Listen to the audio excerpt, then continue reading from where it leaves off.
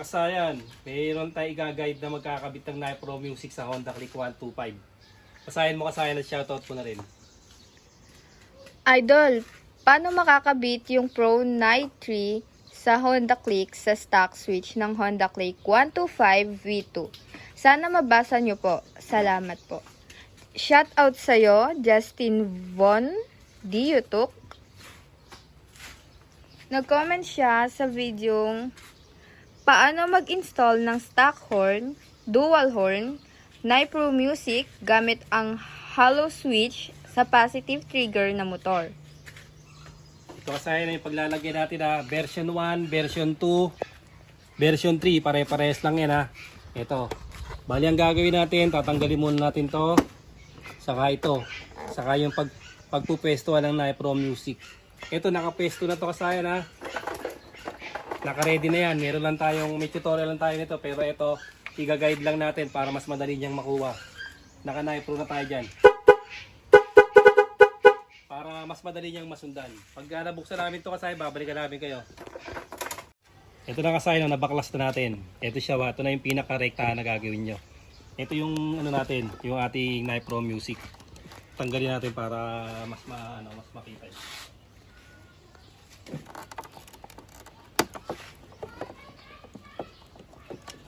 Ano. Dito ko pinwesti yung Night Pro Music. And ang pinili kong Night Pro Music, etong the remote. Ayan siya, with remote. Kasi hindi ko na kailangan pang magbukas. Hindi ko na kailangan magbukas kung sakaling maglilipat ako. Ipindutin ko lang siya. Tapos pe-press ko yung pindutin, yung horn button. Maglilipat na siya, 12 songs siya mo. Ayan siya. Ito yung nilagay ko. Ito yung pwestuhan niya. Importante yung safe natin pagka lalagay natin siya. Kailangan safe na safe siya. Ayan o. Di-remote siya na. Pwede rin naman di-remote. Kasi ito, dalawang tornilyo lang naman to dito. Tatanggalin yung dalawang tornilyo. Pwede nyo siyang pihitin. Katulad dito. Ayan mga dipihitan o. Ang una natin gagawin, papakita ko sa inyo kasi magkakaibang kulay eh. Ito. Pag ang natapat sa Night Pro nyo, ito, halimbawa, ito yung kulay ng Night Pro nyo ha.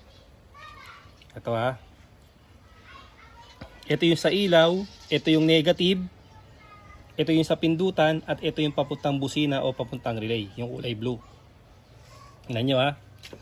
Papuntang pindutan, papuntang busina o relay, tapos negative. Pag ganitong kulay naman yung nakuha nyo, ito yung papuntang pindutan, ito yung papuntang busina o papuntang relay, at ito naman yung ilaw, at ito yung negative. Excuse. Dito yung titignan sa likod oh. Meron namang mga ano yan oh. Ay, ito yung pindutan, kulay red. Sa kabila yung pindutan, kulay dilaw. Sa kabila naman yung negative, kulay black. Sa kabila naman yung negative, kulay yellow. Ay, may mga sign yan eh. Pero ito, sundan nyo lang to para mas madali.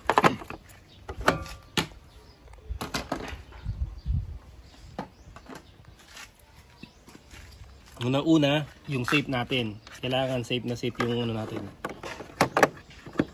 Pagka nagliko-liko man tayo dyan eh, hindi abala sa pagliko-liko. Hindi natin siya dito ng ano, ng cable tie. Kasi ang kailangan natin safety first para pagka nagliko-liko tayo, hindi siya ano, walang sasagabal, walang pagbabanggaan.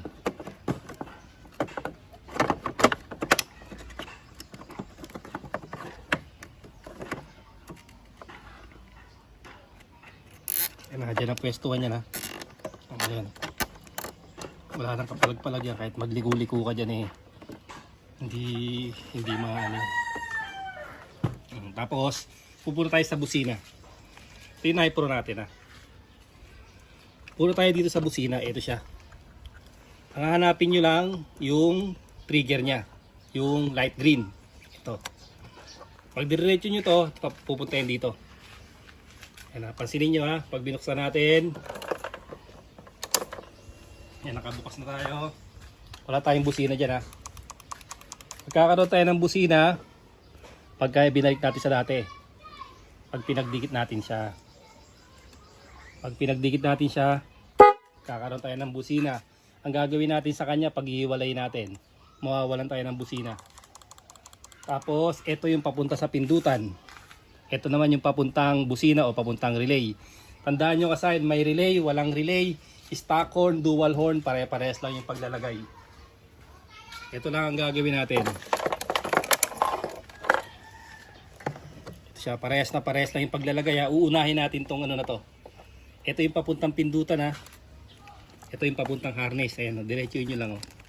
Yung papuntang pindutan, sa pinakita ko sa inyo, ito siya. Lalagay nyo siya rito.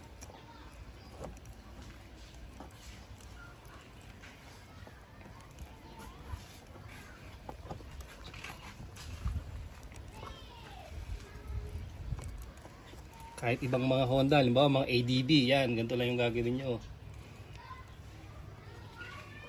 Tapos, yung kulay blue, ito papuntang harness, papuntang busina o papuntang relay.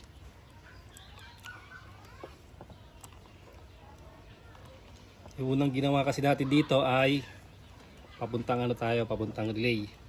Tapos ito, pangatlong video na natin to dito. Para mas madaling malinawan ang ating ano, taga-panood.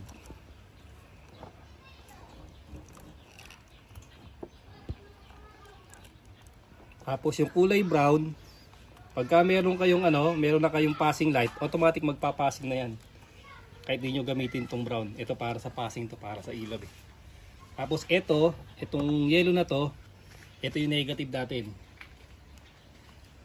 Sa iba kulay black ha, tapos sa iba yellow green. Ito.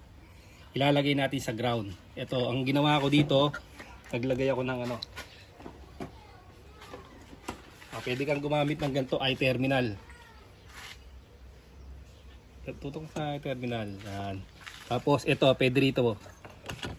Lagay nyo rito, tapos turdilyo nyo siya. Yan, yung ground nyo ano. Ngayon, dito ko nilagay sa kabila. Ito. Tutok mo rito. Yan o. Yan, ayun yung i-terminal. Ganito yun. Nilagay natin dito. Ito na siya ngayon o. Ito yung gagamitin nating ground. Simpleng-simple lang ha, ayan o. Tatlo lang naman kasi ilalagay, napakasimple lang. May relay, walang relay, stock na busina, malakas na busina, dual horn, air horn, compact horn, pare-parehas lang ng paglalagay. Ayan siya. Pag nailagay nyo na yan, okay na. Halimbawa naman, maglilipat kayo ano. Maglilipat kayo, ang gagawin nyo, bubuksan nyo to. Gagamit lang kayo dyan ng ano, ng flower. Siya ba? Kung maglilipat kayo. Kaya kagandahan sa nilagay ko dito, ano na siya, di-remote na siya. Ano? Ito yung pambukas niya. Ito yung pambukas niya. No? Pag nabuksan nyo na siya halimbawa, tsaka nyo pala siya mapipihit. Ito, pagka nilipat ko lang siya, magpipihit na siya.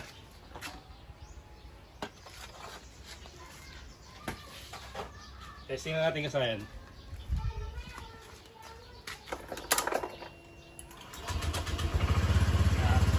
Ito siya kasayan ha. Lilipat to pagka pinipindot nyo. Halimbawa yan, maglilipat kayo. Kailangan nakadiin siya rito. Nakadiin ha.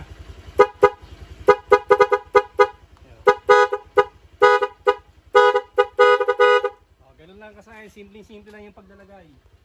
Paglalagay ng ating ano, mas maganda kung naka-remote na kayo para hindi na kayo maglilipat. Tapos napansin mo yung passing. Dahil may passing na tayo rito, papassing na rin siya. Ayan siya ha. Pagkapitik-pitik lang. Pagkadini natin. O, ganoon na siya ha.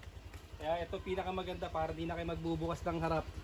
Naka-remote na yung inyong ano, Nai Pro Music. O, simple lang ha. Ito lang, tutukan mo lang dito.